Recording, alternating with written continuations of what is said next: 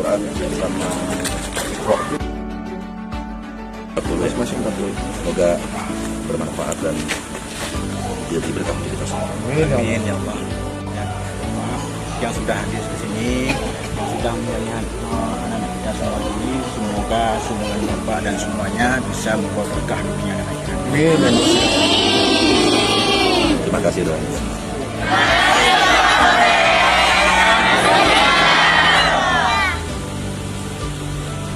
Alhamdulillah, ucapan terima kasih banyak kepada Pak Polres dan seluruh anggotanya yang sudah hadir mengunjungi anak-anak kita semuanya. Ini Bapak bukan anak saya sendiri, tapi anak kita bersama. Kenapa? Karena anak-anak kita di sini bukan anak diantar, tapi anak dijemput. Kadang-kadang ada yang yatim, fakir, miskin, dan anak-anak telantar yang kita jemput, kita bawa ke sini, sama-sama kita bina. Alhamdulillah sekarang sudah mencapai 100 orang. Subhanallah.